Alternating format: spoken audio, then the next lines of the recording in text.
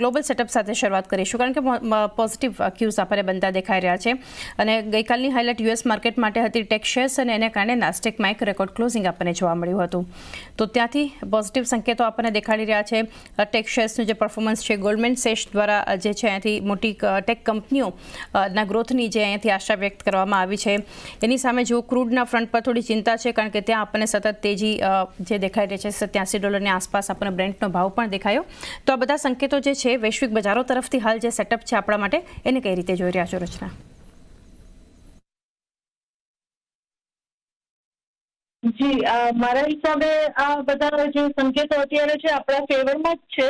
Crude સિવાયની વાતોમાં આપણને ક્યાંય ટેન્શન જેવી સિચ્યુએશન નથી લાગતી અને ધીરે ધીરે કરીને રોજ અલગ અલગ સેક્ટર અથવા તો અલગ અલગ મોટા ઇન્ડસ્ટ્રીઝ અથવા મોટા કાઉન્ટર્સ આગળ આવી અને માર્કેટને સપોર્ટ કરી રહ્યા છે. જેમ કે કોઈ દિવસ આઈટી ગઈકાલે આઈટી સરસ રીતે સપોર્ટ કરી રહ્યું હતું, થોડા દિવસ પહેલા બેંક સપોર્ટ કરી રહી હતી, પછી વચ્ચે એક બે દિવસ રિલાયન્સે સારો રોલ પ્લે કર્યો. તો કોઈ ને કોઈ આગળ આવીને ટીમ વર્ક જેને કહેવાય એવી રીતે પ્લે કરી અને માર્કેટને સંભાળી અને ફર્ધર નવા હાઈસ તરફ લઈ જાય છે. એટલે ઓફકોર્સ આ વસ્તુમાં પણ બ્રેક લાગી શકે ક્યારે નહીં તો ક્યારે માર્કેટનો પુલબેક આવી શકે. એ ક્યારે આવશે તો વખત જ બતાવશે. પણ અત્યારે તો એ ટીમ વર્ક માર્કેટને નવા હાઈસ તરફ રેગ્યુલરલી લઈ જાય છે અને ગ્લોબલ હેન્ડઓવર પણ આજે પોઝિટિવ જ છે. ઓફકોર્સ ક્રૂડ આપણને નીચે વધારે ફાયદામાં કહેવાય પણ એ સિવાય યુએસ માર્કેટ વગેરેનું હેન્ડઓવર આપણને પોઝિટિવ જ છે. એટલે સિચ્યુએશન આજે પણ ઠીકઠાક ઓપનિંગ સાથે માર્કેટને ઓપનિંગમાં દેખાડે એવી રીતની સિચ્યુએશન છે અને ત્યારબાદ આગળ કઈ રીતે વધે છે ડ્યુરિંગ ધ ડે માર્કેટ એ જોવાનું રહેશે. ક્યારેય આટલું બધું માર્કેટ ફાસ્ટ અને મોટા પાયા પર આગળ વધતું હોય ત્યારે બ્રેક લાગતી દેખાય તો ટ્રેલિંગ સ્ટોપ લોસીસને લઈ અને આપણા પ્રોફિટ્સને પ્રોટેક્ટ કરવા જોઈએ. એ વસ્તુ હંમેશા ટ્રેડર્સે ધ્યાનમાં રાખવી જોઈએ. તો ખાસ કરીને આ સેટઅપ આપણને હાલ ઓવરઓલ એક પોઝિટિવ સંકેતો બજાર માટે બનતા દેખાઈ રહ્યા છે. હવે આવીએ રચના એફઆઈએસ અને ડીઆઈએસના નંબર્સ તરફ. ગઈકાલે કેશમાં 426 કરોડની વેચવાલી જોઈ રહ્યા છીએ એફઆઈએસ તરફથી. ડીઆઈએસ તરફથી આપણે જબરદસ્ત બાઇંગ જોઈ રહ્યા છીએ 3,917 કરોડનું ખરીદારી છે. તો એફઆઈએસના આંકડા નરમ છે પરંતુ ડીઆઈએસ તરફથી જે અહીંયાથી ખરીદારી થઈ છે એનાથી ઘણો સપોર્ટ મળતો દેખાડી રહ્યો છે. ઇન્ડેક્સમાં જોઈએ તો 263 કરોડ ખરીદ્યા છે એફઆઈએસે. સ્ટોક ફ્યુચર્સમાં વેચવાલી કરી છે 983 કરોડની. તો કઈ રીતે આ નંબર્સ જે છે એફઆઈએસ ડીઆઈએસના ફિગર્સ જે અત્યારે આપણે સંકેતો આપી રહ્યા છે ગઈકાલના સેશન પરથી એના પર એક વ્યૂ. એફઆઈઆઈના નંબર્સ આપણને ઓન એન્ડ ઓફ જ સપોર્ટ કર્યું છે, કન્ટિન્યુઅસ સપોર્ટ કર્યું જ નથી. વચ્ચે વચ્ચે એ લોકોની ખરીદારીના આંકડાઓ પણ આવ્યા છે, નથી આવ્યા એવું નથી પણ અને આવ્યા છે ત્યારે એચડીએફસી બેંક જેવા કાઉન્ટર્સમાં આપણને સ્ટ્રોંગ અપમૂવ પણ જોવા મળ્યો છે અને પણ એ લોકોનું બાઇંગ કન્ટિન્યુઅસ નથી રહ્યું. એટલે આપણે એ લોકોના નંબર્સ ના હોય જ્યારે આપણી ફેવરમાં ત્યારે પણ આગળ વધ્યા જ છીએ અને વધતા જ રહીશું એવું મારું માનવું છે. યસ, આપણે આપણા પોતાના જ મોમેન્ટમને લીધે ઓવર સ્ટ્રેચિંગમાં આવી જઈએ અને પછી પ્રોફિટ બુકિંગ આવે. નેચરલ છે કે જે લોકોએ પ્રોફિટ પર બેઠા હોય અને લોઅર લેવલથી એન્ટ્રી કરી હોય એ લોકોને બુકઆઉટ કરવાની લાલચ આવે જ. એ રીતે માર્કેટમાં કરેક્શન આવે તો નેચરલ છે. બાકી એ લોકોની સપોર્ટ તો ઓન એન્ડ ઓફ જ રહ્યો છે એટલે એનાથી કંઈ ગભરાવા જેવી વસ્તુ મને નથી લાગતી. તો નેગેટિવ નાનો એવો વેચવાલીનું ફિગર છે પરંતુ વધારે ગભરાવાની જરૂર નથી કારણ કે એની સામે જે છે આપણને ડોમેસ્ટિક સેટઅપ જે ડીઆઈએસ તરફથી જબરદસ્ત બાઇંગ દેખાડી રહ્યું છે એ વધારે અહીંયાથી સપોર્ટિવ છે. નિફ્ટીની સ્ટ્રેટેજી માટે હવે આવીએ રચના. ગઈકાલનું ક્લોઝિંગ 24,142 પર અને આપણે જે રીતે જોઈ રહ્યા છીએ કે ફ્યુચરના ક્લોઝિંગની સામે ગિફ્ટ નિફ્ટી એક મજબૂતી સૂચવી રહ્યું છે અને તમે જે રીતે જણાવ્યું હતું શરૂઆતમાં કે આઈટી દ્વારા એક ખાસો સપોર્ટ ગઈકાલે નિફ્ટીને પણ મળ્યો છે. માર્કેટને ઓવરઓલ નિફ્ટી આઈટી તરફથી એક સપોર્ટ મળ્યો છે. કોલ રાઇટર્સ જોઈએ પુટ રાઇટર્સ જોઈએ તો 24,200, 300 અને 400ની સ્ટ્રાઇક પર સૌથી વધારે આપણે કોલ રાઇટર્સ નિફ્ટીમાં દેખાયા હતા. તો આઉટસ્ટેન્ડિંગ ઓય સાથે જે પુટ રાઇટર્સ હતા એ 24,000, 23,900 અને 23,800નો ઝોન હતો. તો કઈ રીતે નિફ્ટી માટેના હવે તમે લેવલ્સ જોઈ રહ્યા છો?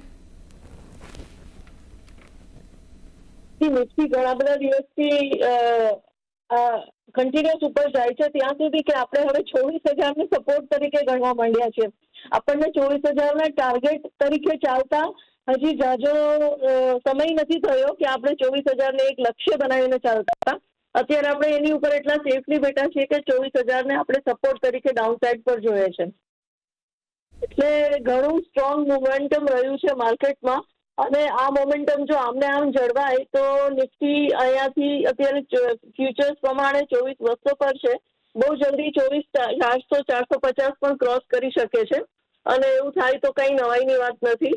એટલે એ વસ્તુની તૈયારી રાખવી જોઈએ. આમાં નીકળવાનો કઈ સવાલ નથી તમારા ટ્રેડમાંથી. ટ્રેડિંગ સ્ટોપ સાથે પોઝિશન કન્ટિન્યુ કરવી જોઈએ, અને શોર્ટ જવાનો તો વિચાર કરવાનો કઈ મતલબ જ નથી at this point in time. એટલે એ પણ ના કરવું જોઈએ, નીકળવું પણ ના જોઈએ, શોર્ટ પણ ના કરવું જોઈએ. 24,450 ના લક્ષ્ય સાથે ટ્રેલિંગ સ્ટોપ લોસ મૂકી અને એન્ટ્રી કન્ટિન્યુ કરવી જોઈએ. ડાઉન સાઇડ પર સપોર્ટ તરીકે 24,000 ના નંબરને જોવો જોઈએ, અને મેજર સપોર્ટ તરીકે 23,900. ઓકે, 24,000 અને 23,900 મેજર સપોર્ટ. નિફ્ટી માટે 24,450 લક્ષ્યાંક. અને હાલ જે છે આ ઇન્ડેક્સમાંથી નીકળવાની કોઈ યોજના નહીં, પરંતુ તમારે બન્યા રહેવું જોઈએ. નિફ્ટી બેંકની સ્ટ્રેટેજી તરફ આવીએ રચના. તો ગઈકાલનું ક્લોઝિંગ જે છે 52,574ના લેવલ્સ પર. સ્પોર્ટમાં લગભગ 250 અંક આસપાસની એક મજબૂતી સાથે HDFC બેંક નિફ્ટી માટે, ઇનફેક્ટ નિફ્ટી બેંક માટે હજુ પણ લીડર બન્યો છે. અને કોલ રાઇટર્સ જોઈએ, પુટ રાઇટર્સનો ઝોન જોઈએ તો 53,000ની સ્ટ્રાઇક, જ્યાં સૌથી વધારે આપણને કોલ રાઇટિંગ થતું દેખાયું હતું, અને સાથે 52,500 અને 52,000ના ઝોનમાં પુટ રાઇટર્સ આપણને દેખાયા હતા. તો નિફ્ટી બેંક માટે હવે કઈ રીતે આગળ તમે લેવલ્સ જોઈ રહ્યા છો? નિફ્ટી બેંકમાં એવું છે કે નિફ્ટી બેંક જો 52,800 ની ઉપર નીકળશે, અને અત્યારે 700 છે, જો 52,800 કાઢી શકશે તો એ 53,400 તરફ ડાયરેક્ટલી જવા, એટલે 506 પોઈન્ટનો ત્યાંથી ફર્ધર મૂવ બહુ જલ્દી દેખાશે. પણ 52,800 ક્રોસ કરીને એની પર બનીને રહેવું જરૂરી છે બેંક નિફ્ટી માટે. જો એ વસ્તુ થઈ જાય તો બીજા 600 પોઈન્ટ એકદમ જ એડ થવાના ચાન્સીસ રહેશે. ડાઉન સાઇડ પર સપોર્ટ તરીકે 52,300ના નંબરને ધ્યાનમાં રાખવું જોઈએ. ત્યાં સુધી 52,300 હોલ્ડ કરશે ત્યાં સુધી પોઝિટિવિટી છે અને રહેશે, અને મોમેન્ટમ ફર્ધર બિલ્ડઅપ ત્યારે થશે જ્યારે અહીંથી 100 પોઈન્ટ ફર્ધર ઉપર જશે, એટલે કે 52,800 ક્રોસ કરશે. મારા તરફથી હું જે ટ્રેડિંગ કોલ્સ આપવા માંગીશ તેમાં એક તો VEDL આપવા માંગીશ. VEDLમાં ગઈકાલે માર્કેટના લાસ્ટ આવરમાં સારું મોમેન્ટમ બિલ્ડ થયું હતું, અને જે રીતે પ્લે આઉટ થયું છે જોઈને એવું લાગે કે એમાં કન્ટિન્યુટી આજે રહેવી જોઈએ, અને ચાર્ટ સેટઅપ પણ એવું દેખાડે છે. તો ફ્યુચર્સ પ્રમાણે VEDLમાં 452 સપોર્ટ જ્યાં સુધી હોલ્ડ કરશે ત્યાં સુધી ઇન્ટ્રાડે પુલબેકમાં બાય કરવું જોઈએ. 452 જ્યાં સુધી હોલ્ડ કરે ત્યાં સુધી ઉપરની સાઈડ 477 અને 485 તરફ જાય તેવા ચાન્સીસ છે. એટલે 477 અને 85 નો ટાર્ગેટ રાખવો જોઈએ, અને 452 નો સ્ટોપ લોસ. ડિપ્સમાં બાઇંગ કરવું જોઈએ, એટલે રિસ્ક રિવોર્ડ રેશિયો વધારે ફેવરેબલ થઈ જાય. અને એના સિવાય જે હું એક બાઇંગ સજેસ્ટ કરવા માંગીશ તે છે ડોક્ટર રેડ્ડીઝમાં. ડોક્ટર રેડ્ડીઝમાં જો કન્ડિશનલ બાય છે 63.80. અત્યારે જુલાઈ ફ્યુચર 63.50ની કરીબ છે. અહીંયાથી 30 રૂપિયા ઉપર જો જુલાઈ ફ્યુચર્સ નીકળે, એટલે કે 63.80ની ઉપર નીકળે તો બાઇંગ કરવાનું, અને 6500 નો ટાર્ગેટ રાખવાનો. SL લગાડવાનો 63.20 નો. લેવલ્સમાં પણ મને એવી ઉમ્મીદ છે કે આમાં પણ આપણને સારો ગ્રોથ જોવા મળવો જોઈએ પ્રાઇસમાં. અને અત્યારે ફ્યુચર્સ પ્રમાણે થોડું પુલબેક આવ્યું છે છેલ્લા 2 દિવસથી પ્રાઇસમાં. તો અહીંયાથી ટ્રેન્ડ તો ક્લિયર જ છે અને સ્ટ્રોંગ જ છે. તો 1800 ની ઉપર જ્યાં સુધી આના જુલાઈ ફ્યુચર્સ રહેશે ત્યાં સુધી ફરીથી એક વખત સપોર્ટ લઈ 1800 ની આસપાસ, અને કાઉન્ટર ઉપરની સાઈડ 1850, 70 અને 1900 તરફ ફરીથી જવું જોઈએ.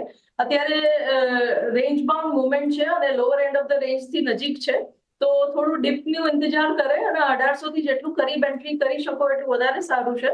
અને 1800 ની નીચે SL લગાડી અને 1850 અને 70 નો 70 નો ટાર્ગેટ લગાડી અને પોઝિશન લેવલ્સમાં પણ બનાવી શકાશે. મારા તરફથી 2 બાય રેકમેન્ડેશન છે. પહેલો સ્ટોક છે ઉષા માર્ટિન. ઉષા માર્ટિન લિમિટેડમાં એક લગભગ 12 થી 13 સેશનના કરેક્શન કોન્સોલિડેશનના ફેઝ પછી ફરીથી એક અપટ્રેન્ડ રિઝ્યુમ થયો છે, અને એક સરસ બ્રેકઆઉટ ટ્રેન્ડ બ્રેકઆઉટ ગઈકાલના સેશનમાં કન્ફર્મ થયું છે. 402 રૂપિયા 20 પૈસાનો ક્લોઝ છે. 381 રૂપિયાનો સ્ટોપ લોસ રાખી 425ના ટાર્ગેટ માટે લઈ શકાય. ઉષા માર્ટિનમાં ઉપરના લેવલથી એક સ્ટીપ કરેક્શન જોવા મળ્યું, જેમાં અર્સવાઇલ જે રેઝિસ્ટન્સ લાઇન હતી એનો સપોર્ટ લઈને સ્ટોક રિબાઉન્ડ થયો છે. ગઈકાલના સેશનમાં એક અબોવ એવરેજ વોલ્યુમ સાથે આર્લી ચાર્ટ્સ પર ફ્રેશ બ્રેકઆઉટ કન્ફર્મ થયું છે. તો તો 619.50 જે બંધ છે એની આજુબાજુ અવંતી ફીડ્સને લઈ શકાય. 604 નો સ્ટોપ લોસ, 650 ટાર્ગેટ, 3 થી 4 દિવસનો ટાઈમ ફ્રેમ આ બે રેકમેન્ડેશનમાં છે અને બે સ્ટોક અમે મારા ક્લાયન્ટ્સને પણ રેકમેન્ડ કરીએ.